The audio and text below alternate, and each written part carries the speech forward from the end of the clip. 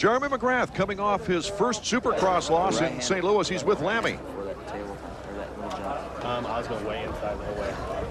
Because well, after the initial part of being upset, I mean, and disappointed in myself for not riding probably the best I could have, I was relieved. I mean, it was a big relief. After 13 wins in a row, I mean, everyone's asking, what are you going to do? Can you keep up the streak? Can you do this? Can you do that? And, you know, it's just, it gets to you after week, and I mean, I can't win all the races, and now we just have to come here at Hangtown and start a new streak. He's actually well into a new streak. If you go back to last year, he's won 5 outdoor motos in a row. Pretty dominant, this guy's either indoors or outdoors, and there was a time when outdoors no one really considered him a threat, but that's all changed right now. You can see the #1 plate. That should tell something. Emig right next to him. LaRocco, Lawrence, number 13, as they get set. The gates dropped, and Jeremy, a great start. Jeremy McGrath will make it to that corner with Doug Henry on the outside. It's Henry and Albertine, Swink, Button, and Emig in good position with Jeremy out in front. Doug Henry up the inside right there. Boy, almost gets into Jeremy. You can see they put some water on the racetrack, so it's a big advantage to get out front. Jeremy's going to be nice and clean at the end of lap 1 if he can keep it upright and just complete the first lap, and the guys behind him are going to get sprayed. Albertine and Henry really going at it. There's Lawrence. He's going down. Yeah, it gets slick like that. They water the track, and the very surface of the top layer is slippery, and they get all that dry, dusty stuff underneath. And you can't tell if it's slick until you actually find out like that. So now, when you go down in the first lap, you lose a lot of positions.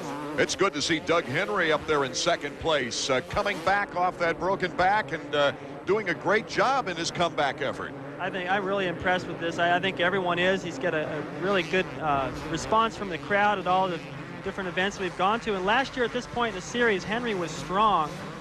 He had a little problem in the first moto. Otherwise, he could have come away with the overall win. He was 1 and 2 with Jeremy in the points race, as we saw a glimpse of number 23, Brian Swink. Jeremy now starting to pull a little lead on Doug Henry, and you can see the gap between Henry and the third place bike. Looks like Brian Swink has finally made his way into third. He's got Albertine on his tail, and it looks like Doug Henry went down as we breeze by. Jimmy Button also into the play, number 100. Button and Albertine hounding Swink. What a cluster going into that corner. There's only room for 1 bike. All 3 of them trying to fit it in there, but Swink's the one that's able to hang on to it, and what a disappointment for Henry. Great opportunity for him to get in there and try to get a good finish, but that's the kind of stuff that's been happening to him all year, so the results really don't say how well he's been riding. McGrath, Swink, and Albertine are top 3, and we'll be back to Hangtown with 250 action in a moment. Art Ekman, David Bailey, Davey Combs from Hangtown near Sacramento as the first moto for 250s underway. Jeremy McGrath is pulling out a lead out front. You can see Emig just behind Button, try to square that corner off, trying to take a little different line. Look at Button way on the outside. He's so concerned with Emig, he can't pick his own good line. So that's the kind of thing you want to see when you're chasing a guy. When he's looking at you, you know you got him eventually. Jimmy Button, running in Europe last year after losing a factory ride, is back in America. He's got his hands full now, and down goes Button. Emig keeps the bike alive. Well, that's unfortunate. He just stuffed it in there. That berm's getting deep. There comes Bradshaw. Here's another look. Emig just pounds up the inside. And that's what you want to do, apply that pressure. He probably had Button thinking a little bit too much about, other than what he was supposed to be thinking about, was just get into that berm and ride around there smooth. And Emig lost a little bit of time there, but he was able to keep it upright. So. A little bop of the back of the head and the shoulders as well. Here's Brian Swink looking good in second place. Jeremy McGrath is way out in front. Albertine in third, number 16 on the Suzuki. Albertine's fast outdoors. He was really fast here last year, and a little bit out of shape here and there, but you know, he's starting to get it wired. He makes a lot of mistakes, but he's learning. If there's a strength, it's outdoors, and he seems to be comfortable on this racetrack. Brian Swink running the 125s last year, but got injured, and I think he only ran about 4 races before having to retire in the outdoor season. And then coming back, of course, this year with Honda of Troy once again. And here's the big battle. Bradshaw makes the move for 5th place. He kind of was a little bit of a gift there. It looked like he was definitely applying the pressure, may have got around him, but still, Larry Ward reached over and was fiddling with his hand. I'm not sure what he was doing there, but it looked like something he had to do. He looked around like, well, I got to do it sometime, and that enabled Bradshaw to get around. Oh, we got a battle of old veterans right here. Old, as you say, in Supercross and motocross anyway. Larry Ward and Mike LaRocco. Would it be nice to see LaRocco come forward in this one? It sure would. And just like Emmett coming off of that beating he gave Jeremy in St. Louis to stop that streak, LaRocco was in the mix and actually moved his way into the lead a couple of times before eventually getting third. So LaRocco is finding his confidence, starting to get comfortable on the motorcycle. Talking with Jeff Emig before the race today, and he still wasn't out of the clouds. So what a great victory that was to break Jeremy's string. That must have been. I'm sure Emig is still feeling pretty confident about it, but you look at the situation right now, Emig's buried in the pack still, and Jeremy's got the whole shot in a huge lead. I think LaRocco was a big part of that victory. Not taking anything away from Emig, but LaRocco got in there and slammed Jeremy, and just like he did to Larry Ward right there. LaRocco. That really gave Jeremy an extra battle to try to get back up and try to take it away from Emig, and there just wasn't enough time. Larry Ward once again reaching down to his forearm. I wonder what's wrong there. I don't know, but it's obviously something that is important to take care of because he's doing it at inopportune times when he's going to get past, but he knows it'll probably make up more time later in the race. It's interesting. Maybe we'll get a tip on that from Davey Coombs. Albertine putting the pressure on Swink. This is the battle for second place. Albertine tries the inside. He's got good leverage, and it's Greg Albertine in second place. Smart move. Look at Swink, wide open back around the outside. Almost gets him back, but not a good battle. You can hear the crowd, and it's amazing. These guys are in a great battle. They're going and pulling out all the stops. They're still losing time to the leader. Well, Albertine very pleased with the way that Suzuki is running right now. In fact, he says, I wouldn't change a thing. Well, LaRocco is, on the other hand, changed everything on his bike, but lately he's kind of left it alone. He's starting to ride a little better. Our field summary has McGrath out in front. Albertine just moving into second. We'll be back with more. We're back at Hangtown. Moto 1 action, 250s. Jeremy McGrath with a big lead. This is Bradshaw and LaRocco, the two veterans. They are in 5th and 6th as Bradshaw coming down the hill. Look at those ruts. They're starting to build up. Bradshaw back on the power, and LaRocco can't pass him. LaRocco had a good idea, though, coming down the inside, at least letting Bradshaw know he's there. Bradshaw, remember that the next lap if that happens again. Oh, Bradshaw, lots of speed down the hill, but here comes LaRocco. Mike LaRocco stumbling just a little bit, but he's got the edge. Big gamble coming down the inside, going through the middle of those braking bumps. He's got the strength to pull that off. Mike doesn't necessarily ride the smoothest line. He just rides the fastest line, whatever he's got to do to get there quicker, and it worked that time. They've been trying to work out their... Oh, and look at here. Greg Albertine's bike has just quit on him. I guess that's what we could assume anyway. I don't see any other reason why he would be stopped like that. He's got his goggles off, pushing the bike, so obviously it's not running. What a disappointment. It looked like he was going to be able to challenge Jeremy, at least the next guy with the best opportunity to challenge Jeremy anyway, and now he's out, so Jeremy's all alone. Ian Harrison, his mechanic, going over to join him to see what the problem is. He'll probably have a good deal of work to do before the second moto on that bike. Well, he'll also have a horrible starting position for the second moto, because if you DNF a moto, you go to the line with last pick, and so he'll be having to fight his way from probably a pretty bad start. What's the old cliche, David? If Albertine didn't have any bad luck, he wouldn't have any luck at all? If bad luck were a country, he'd be king. That was Davey Coombs' line earlier in the season. Still has the presence of mind to take the pit board back for his mechanic and the long walk here in motocross. He's got to be frustrated. I mean, he doesn't look like he's having tantrum or anything, which is good to see. I'd much rather carry that pit board, Art, than my motorcycle, though. That's right. Taking advantage of Albie's problems, Jeff Emig, number 2. Emig moving into 3rd now and has got good speed. And he is gunning now for number 23, Brian Swink, in 2nd place. Let's go to Davey Coombs. Greg, what exactly happened? Well, I'm not sure. I'm sure something's gone wrong with my clutch. I'm not 100% sure, but the thing just stopped, wouldn't pull anymore. You were having a great race up till then. You got to be disappointed. Yeah, I'm very disappointed, you know. I mean, as I passed Brian, the thing started getting worse and worse, and then the guys closed up on me, and I feel I still had a chance to catch Jeremy, but it's life. obviously disappointed, but being a pretty good sport about it. Albertine, you see the way he's like, the sweat was burning his eyes. You can imagine what that's like. I mean, it's not just because he stopped. These guys are going through that while they're out there. So there's so many little things you got to deal with as a motocross rider, and you don't ever have any communication to the pits or anything. So you're out there all alone for half hour, and it's extremely tough. Right now, trying to deal with Brian Swank is Jeff Emig. He has poked the wheel on both sides, taking the same line out of that corner. Emig and Brian Swank in a bar-to-bar battle. Emig, he makes the move. Good line coming out of that corner. He was just putting all the kinds of pressure on Swink, had Swink thinking, trying to guess where he was going to go and cover the move, and worked out perfectly in the end. Emmett got around. He reaches up, tries to clear his vision, and now he'll set his sights on McGrath, who's already pretty far gone at this point. It is a battle for second place in this first moto of 250 action from Hangtown. We'll be back with more action in a moment.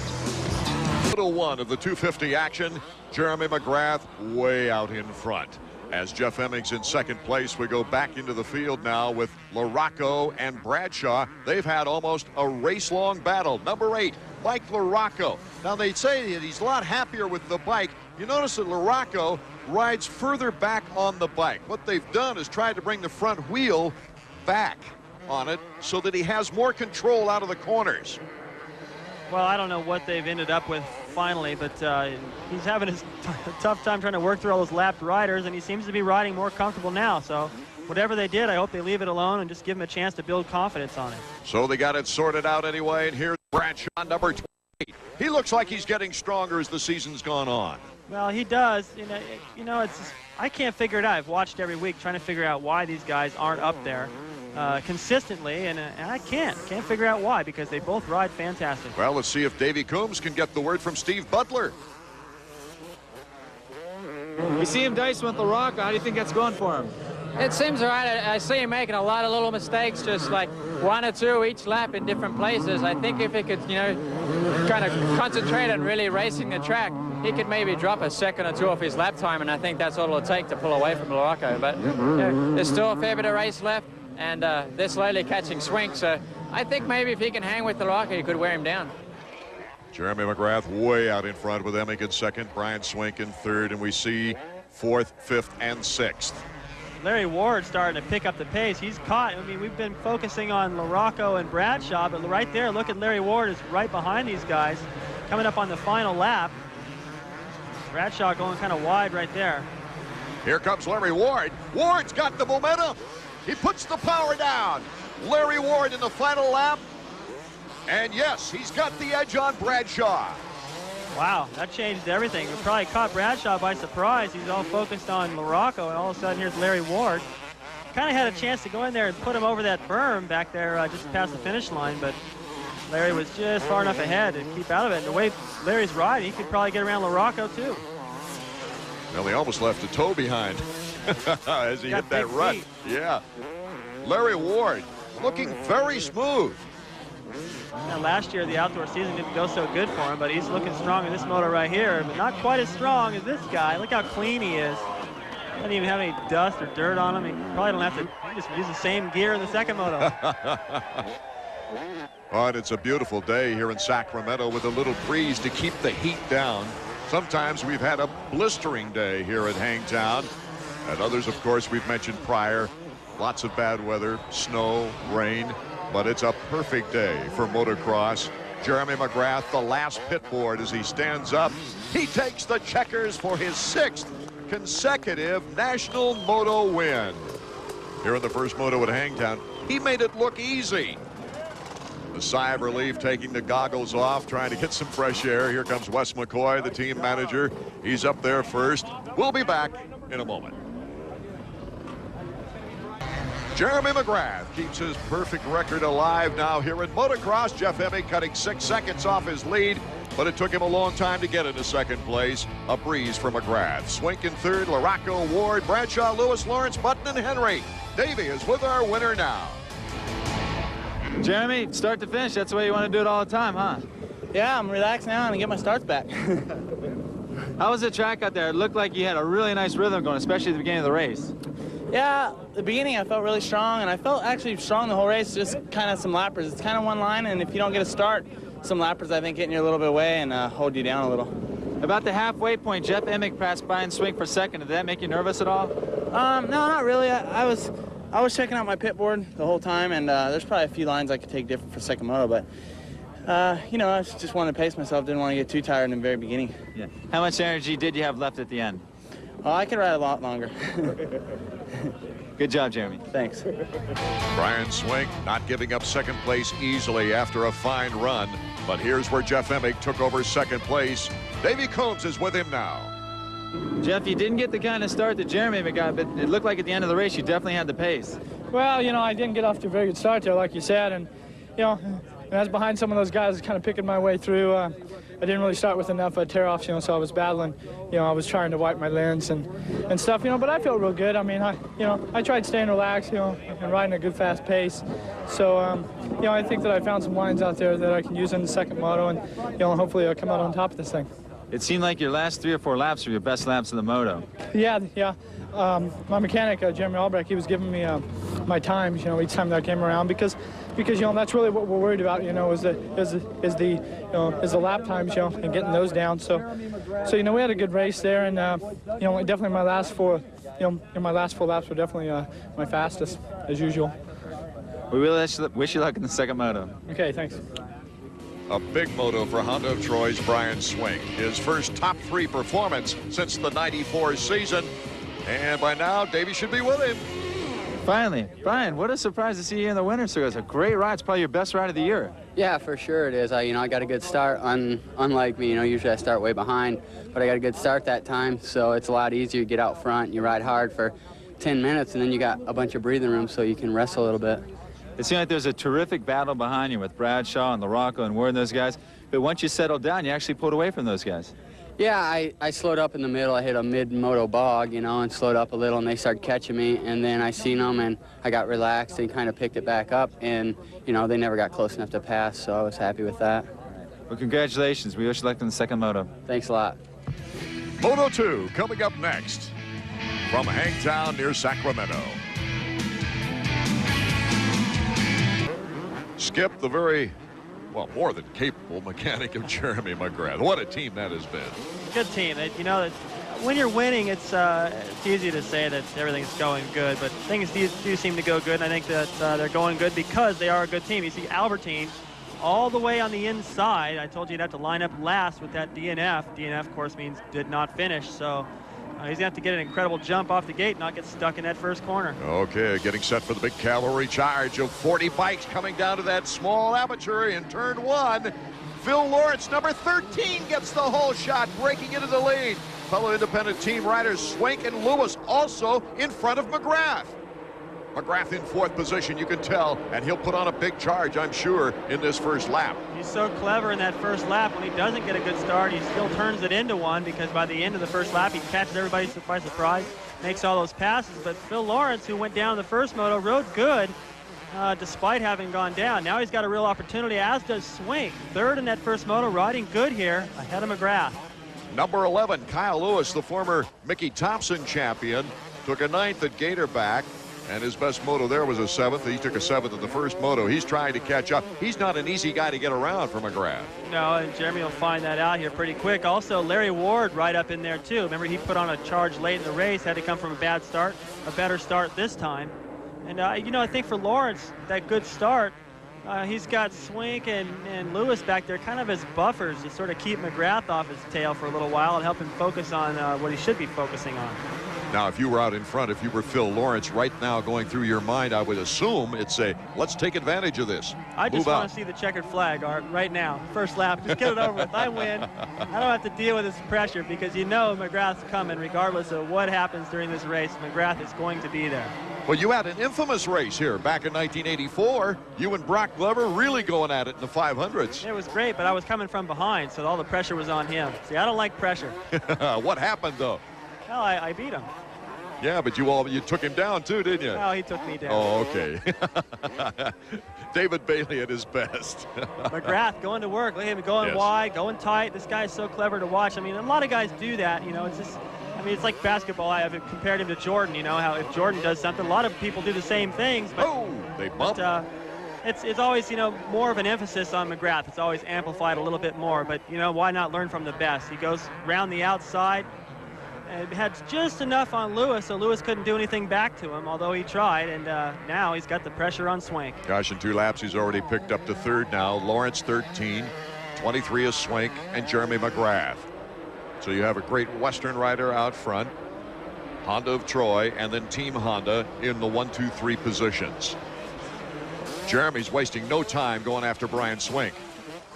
Even if he can't make a pass, look at him. He doesn't follow. He takes a different berm just in case. Right here, he pretty much is forced to follow if you don't go anywhere. If you go somewhere else through that berm, you're going to lose time. And Jeremy, though, he, like I said, if he doesn't make the pass, he's got so much pressure on you that all you can do is to think about him. You got to put your foot out for the corner, and his front wheel's in the way. So, I mean, that just really messes with you. Jeremy with a much easier first moto than Brian Swink as well. It had to take some energy away from Brian. I'm sure it did, but you know, Brian's in pretty good shape. He talked about having that mid-moto bog, but he was still able, he still had the fitness to come back and get some strength in the end. Here goes Jeremy to the inside. Good clean pass on Brian Swink, and in 3 laps now, he's moved from 4th to 2nd. So Jeremy, I think, is going to be more concerned with where Emig is, because that's the overall. Oh, Lawrence slipped up there. Lawrence slipping up, and Jeremy McGrath now in great position. Phil Lawrence has had the lead since he got the whole shot, but here comes Jeremy McGrath. Let's go down to Davey. I went Dean Gibson. This is Phil Lawrence mechanic. Dean, Phil's hand's hurting him, right? Yeah, in practice, he crashed back there, and it's really swollen in the first moto. He couldn't really hold on. He crashed twice and hurt it even more, and now he's had ice on a hole before the moto, but still hurting him pretty good. He can't really use the front brake too good, so he's just hoping to get a good finish and hold on to it, hopefully.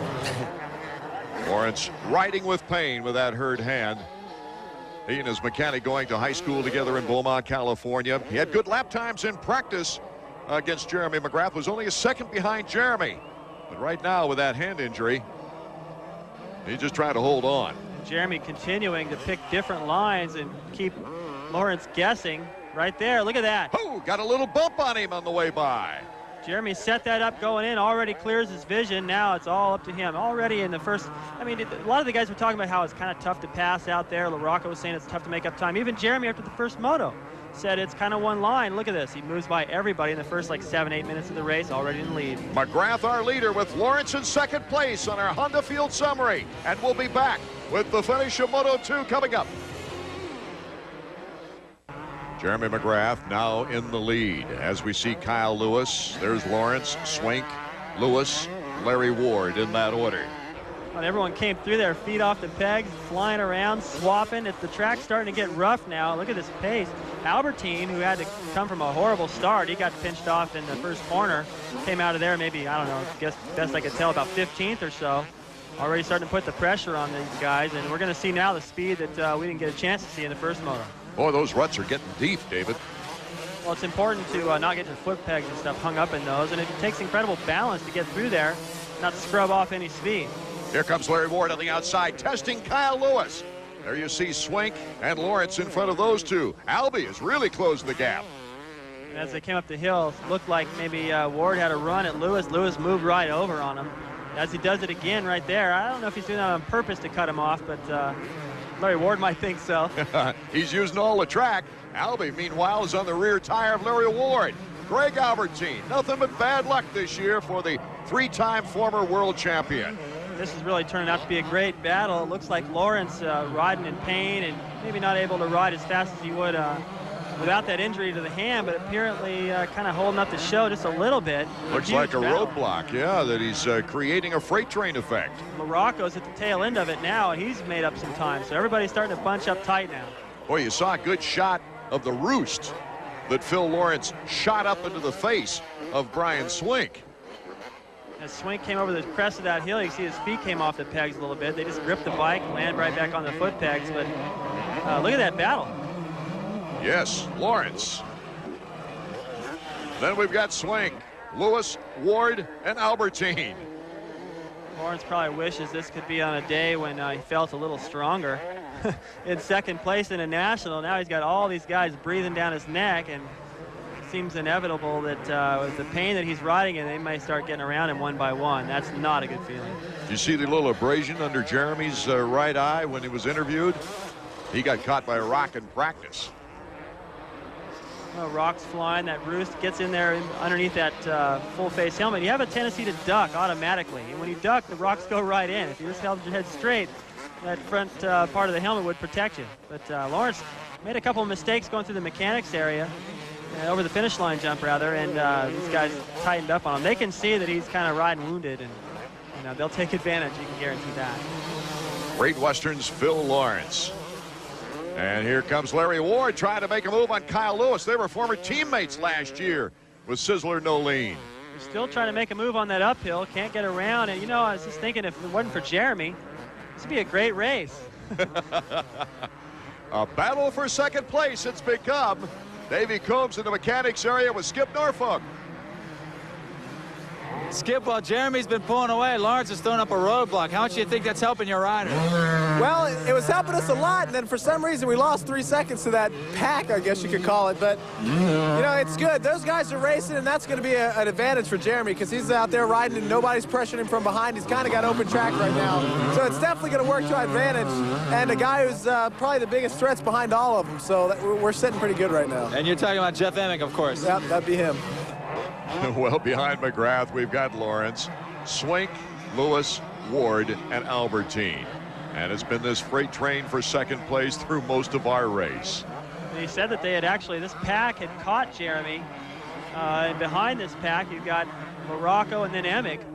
So it's going to get even tighter, and this pack will be forced to pick up the pace because Emick and Morocco, I think, are going a little bit quicker than these guys are going right now.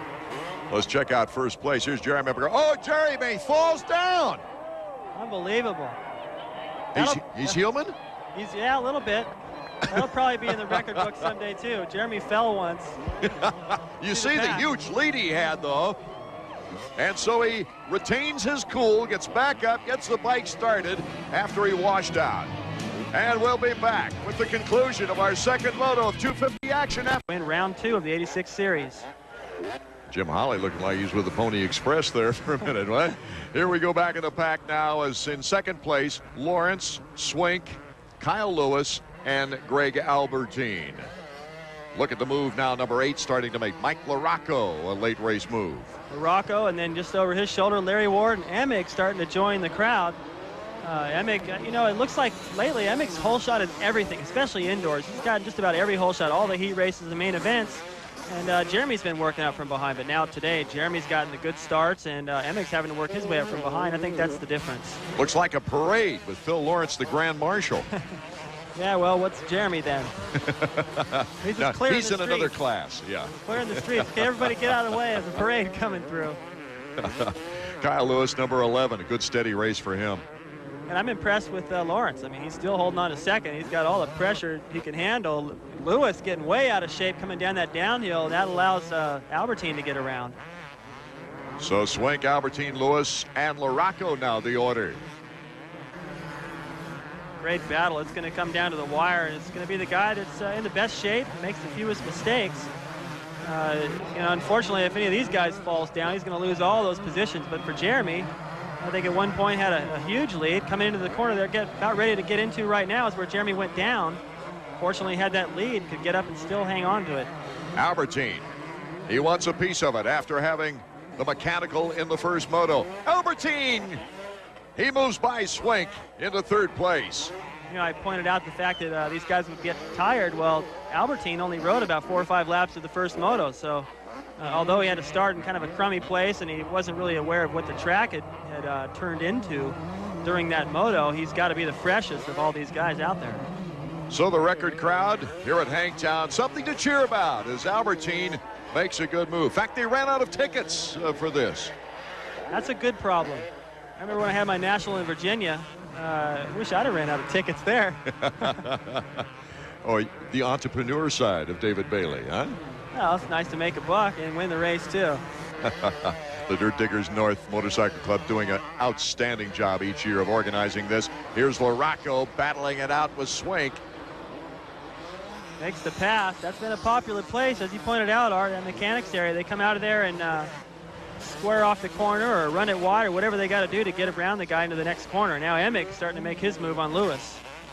Emick number 2 on the Kawasaki. And of course, 2 of his teammates not with us here this afternoon. And the update is on Damon Huffman. He did not go through surgery. Well, that's good news for Damon. You know, that would have been a bummer. And for Ryan Hughes, he's going to miss this week, perhaps next week as well, with the plate in that jaw. So Emick's in a truck all by himself. Emick on the move now after a slow start. Davey Coombs is combing the mechanics area. Let's go to Davey. Jeff didn't get a great start, but Lawrence has done a good job of hauling up a lot of the other contenders. Has that been a Jeff's advantage? Well, yeah, for sure it's a Jeff advantage. I mean, the guys are all packed up from second all the way back to like 8th or 9th. So, I mean, it's holding up the group a little bit, but it looks like Phil's pulling out, so maybe it's not holding up. I don't know. But anyway, it's a good race, and still a lot of races, and it's a long race. Maybe McGrath can make a mistake. What do you think took Jeff so long to get it going there at the start? Well, he wheelied coming out of the gate. He had a good jump, and he wheelied coming out of the gate, so that made him drop back a little bit. But, yeah, you definitely need to start. And at our count, Emick started in 10th in this race on the first lap. Here's Phil Lawrence still in second place, but now he's getting hounded by Greg Albertine. The two have pulled a little bit of a lead on Mike LaRocco. Of course, Jeremy McGrath is way out in front as Albertine gets to the inside on Lawrence, and Greg Albertine is on his way to his best motocross finish. Great pass up the inside. He planned that coming out of the mechanics area, and he's already opened up a little lead. Kind of a wounded Phil Lawrence in his defense, you know, and he's tough everybody for this whole entire race. And Albertine, compared to Emick in terms of starts, Albertine was further back in the first lap than Emick was. So Emick needs to get that beginning of that race dialed in. And zooming by Kyle Lewis is number 2, Jeff Emick. Starting to pick up the pace now, but that first part of the race is so crucial. Motocross fans are a lot different than Supercross fans, and earlier we talked with Jeff Emick about that topic. I think when I'm done racing, I'm going to pick me on a national, and I'm going to try to kind of go incognito, and you know, I'm going to go watch a motocross race, you know, just like they watch me, and I think that it would be the best time of my life. So, because you know, when you look out there, you know, you're riding your parade laps or like practice, and you can just tell. I mean, you know, these people, you know, they got a barbecue going, they got the family there, they got, you know, everybody's hooting and hollering, you know, for their favorite rider when they go by, and you know, I think that it's just a great day of racing, and I think that that's what makes the AMA National Motocross Series, you know, a special series also. So, you know, one of these days I'm going to be out there with them watching. I'm going to be incognito, you know, so. Well, hopefully it'll either be after your career is over with, yeah, or during a 125 race. Yeah, sure, you know.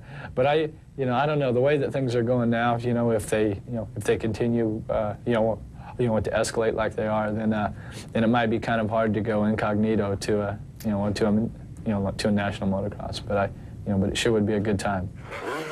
Jeff Emick, he brought up the story that one rider, a very famous rider, went incognito with Unadilla one year. I guess Hannah wore a dress up there or something. I'm not sure where he pulled that story from. I didn't see it, but that sounds pretty funny. I wouldn't put it past Bob.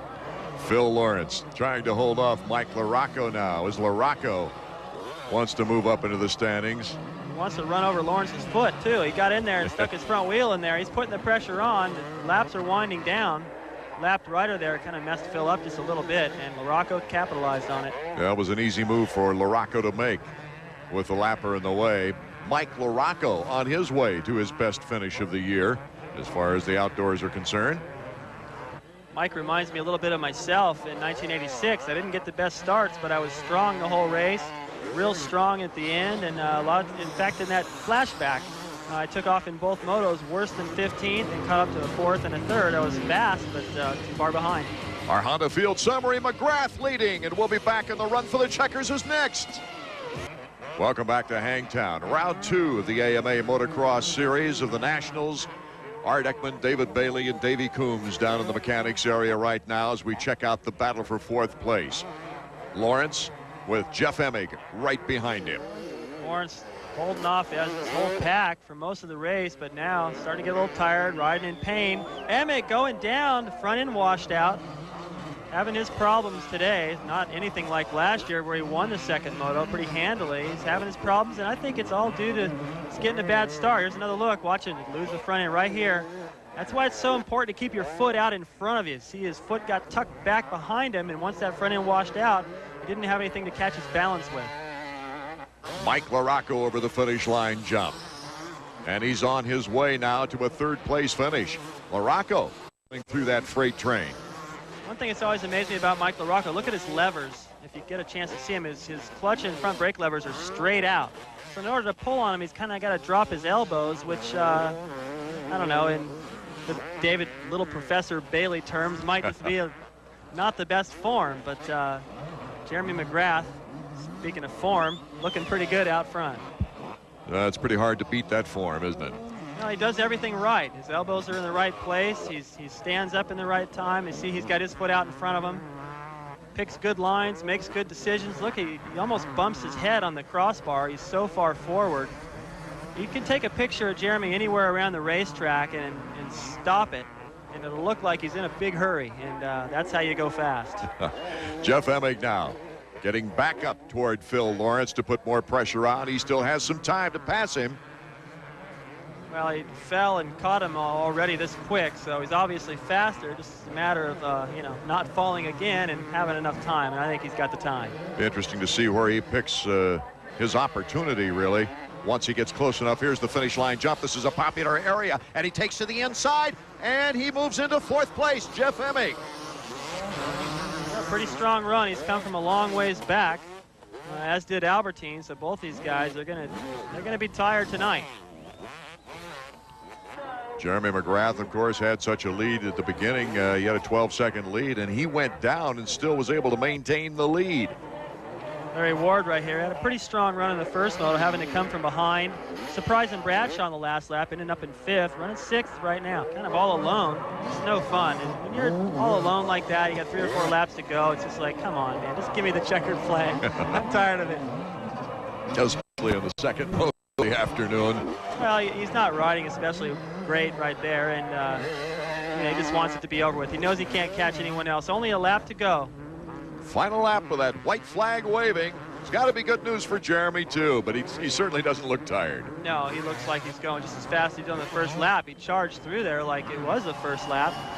And, you know, I mean, sometimes you drop your guard a little bit. You slow down just a tad, and that's when you start to make mistakes, but not for Jeremy. He's acknowledging the crowd already, and you know, he's hitting braking bumps and bouncing around. It doesn't look like he's slowed his pace very much. He's still charging. Well, he could still fall down and still win. Jeremy McGrath, of course, ending last year's National Outdoors with the title and 5 consecutive moto victories. His 4th consecutive victory this year. Pretty dominant, I would say. I mean, he finally got beat at a Supercross by about a half a bike length by Emig. And, you know, he proved that he can be beaten, and he even said, look, I can't win all the races, but to me it looks like he can, especially outdoors.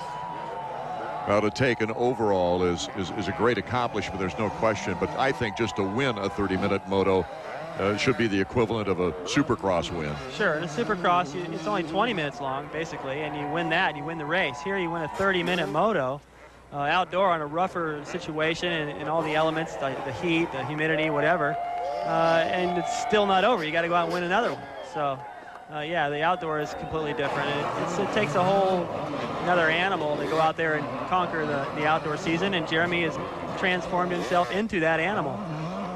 The crowd very appreciative. That's obvious on this, what might be called a victory lap, even though the race isn't over with yet. And Jeremy McGrath, of course, acknowledging back to the fans. No place for that knack-knack, so he's just waving at him every chance he can get. Another race here at Hangtown in such a great traditional track, about to become history. Jeremy McGrath will run through that mechanics area, and I can see the smile on Skip Norfolk's face right now. He's always grinning, that guy. He's got a lot to grin about. So does everybody else at Honda. Wes McCoy, Cliff White, all the guys that do the work. The checkered flag for the second time today for Jeremy McGrath. Greg Albertine will take second. Good finish for Mike LaRocco. Emig and Lawrence finishing out the top 5. As we take a look at the top 10, it's Ward, Button, Lewis, Taylor, and Swink. Let's go to Davey Coombs with Jeremy. Jeremy, 1-1. Good ride today. Yeah, I didn't get such a good start that second moto, and had to pass some guys and made a pretty good block pass on Phil. I think he owes me one now. And then like 3 laps later, I fell down. So I still had to got up and still had a good lead, so I wasn't too nervous and kind of picked it back up and picked up my lead again. It doesn't look like last week's loss in the Supercross Series affected you at all today. No, I was pumped up, ready to ride today, and last week kind of, bummed me out. I trained real hard this week and, got myself back in line for this weekend. Yeah. And how do you feel about the rest of the series? You're undefeated so far. Well, there we go again. I don't know. I'm ready for the Glen Helen. It's in front of my hometown crowd, and I'm having fun at the Nationals now, so looking forward to it. Congratulations on the win. Thanks.